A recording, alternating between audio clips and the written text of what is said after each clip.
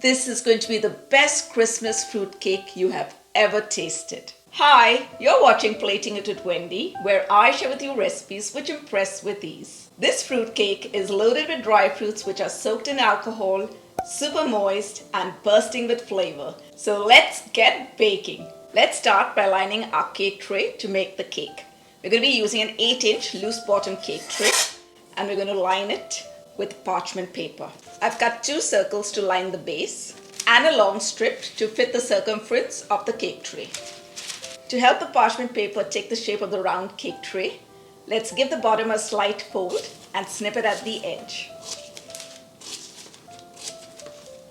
We're going to apply some melted butter to the cake tray. The butter is just acting like an adhesive to hold the parchment paper in place. Let's lay down the strip along the wall of the cake tray. And let's place the 2 round sheets at the bottom. We're going to be baking this cake on a low temperature and for about 3 hours. So let's insulate the pan so that it bakes evenly. Now we're going to take a long sheet of the parchment paper which will go around the cake tray and we're going to fold it into 3. You could even use aluminum foil if you wanted to do this. Now let's take the strip and put it outside the cake tray. Just going to use a handy dandy clip to clip it together so it's easier to tie. And we're going to tie it with a thread that we use normally for the turkey.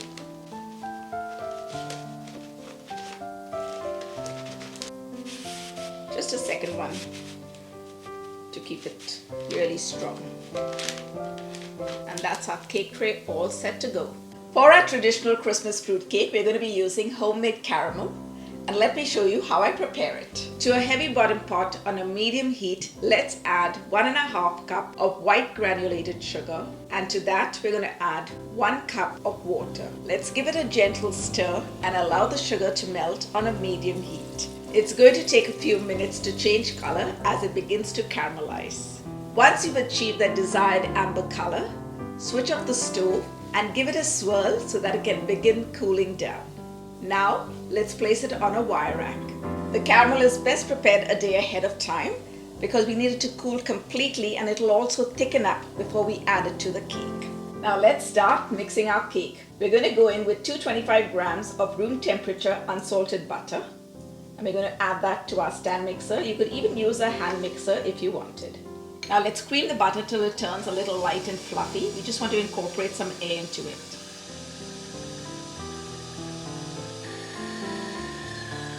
To that, we're going to add 225 grams of a soft dark brown sugar. You could even use a light brown sugar if you wanted, but this is going to intensify the taste of the molasses in our cake. Now let's beat these together and incorporate a little more air into the mix.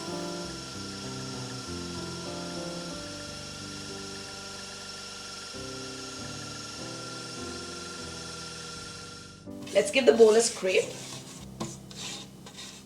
Now to that, let's add 4 large eggs which are at room temperature and we're going to beat them on a slow speed till they're just incorporated.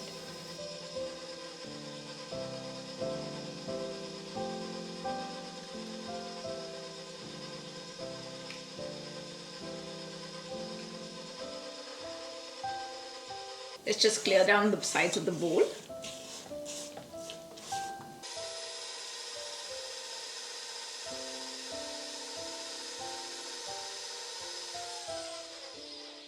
Now your batter might look a little bit curdled, but nothing to worry about. It'll all come together once we incorporate the flour.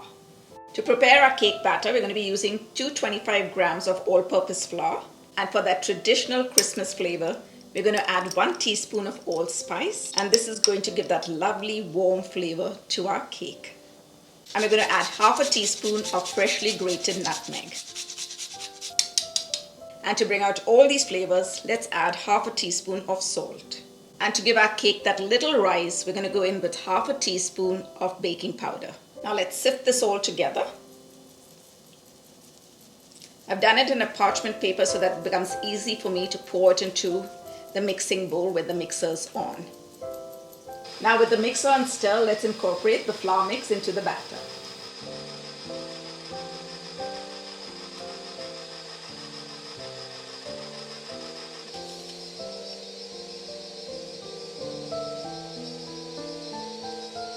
Now to give our cake that lovely rich color and caramel flavor, we're going to be adding 130 ml of the caramel that we had made earlier and which has cooled to room temperature. Now a cool hack to use when measuring out the caramel or honey or maple syrup is to oil the container in which you're measuring it, and then you will see how easily it slides off. You could even use melted butter actually.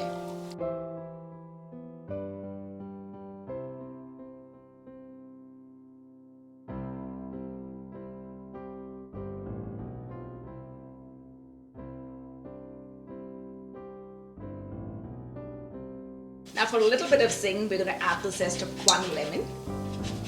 Very lightly we're going to zest it so we don't get any of that white portion. And let's add the zest of one orange as well. You could either do this with a microplane or with a zester similar to this one. And no cake is complete without that lovely flavor of vanilla. And we're going in with 1 tablespoon. It's a pure vanilla extract. Now let's bring all this delicious goodness together.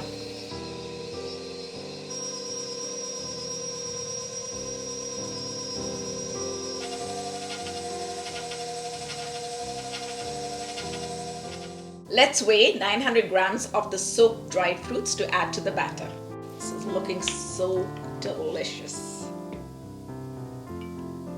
Making this cake is really getting me into the Christmas spirit. And if you haven't soaked your fruit already, go ahead and check out my recipe, which is linked in the description below. The aroma coming from the batter and the alcohol in this fruit, I can't wait for this cake to be baked. It's feeling like Christmas already.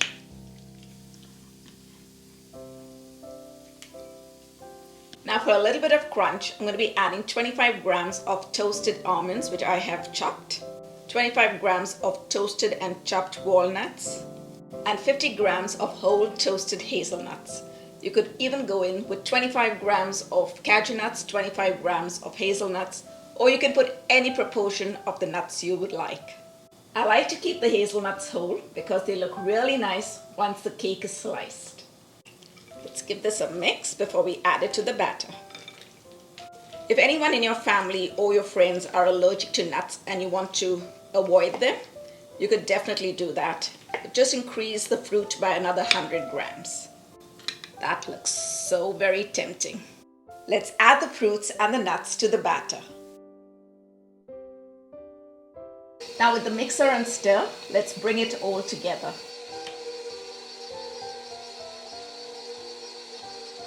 Let's give a final mix with the spatula to make sure that everything from the bottom of the bowl is lifted up and mixed with the fruit.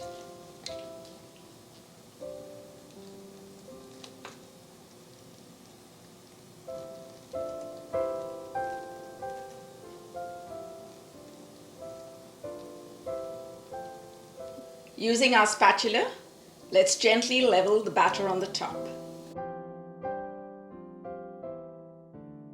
You might find that the batter is a little bit high in the cake pan, but there's nothing to worry about because this cake does not rise too much. As I had mentioned earlier, we're going to be baking this cake on a low temperature. I have my oven preheated at 280 degrees Fahrenheit, and we're going to bake it for approximately 3 hours or until a toothpick inserted in it comes out clean.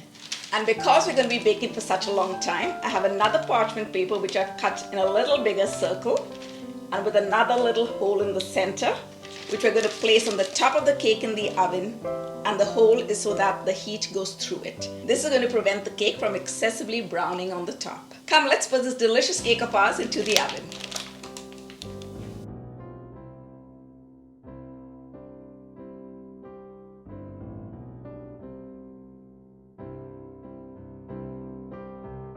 As soon as the cake comes out of the oven, I like to pour a little bit more contour or rum, and this just adds to the flavor.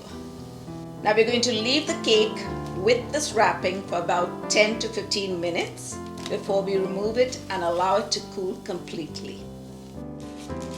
Now that our cake has cooled completely, I'm really excited to unmold it.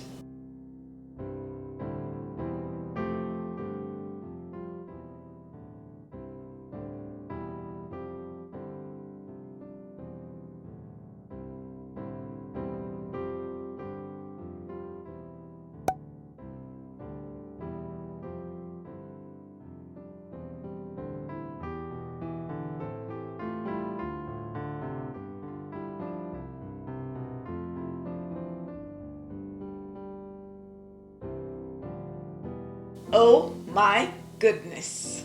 Now for the moment we've all been waiting for. Let's give this a taste.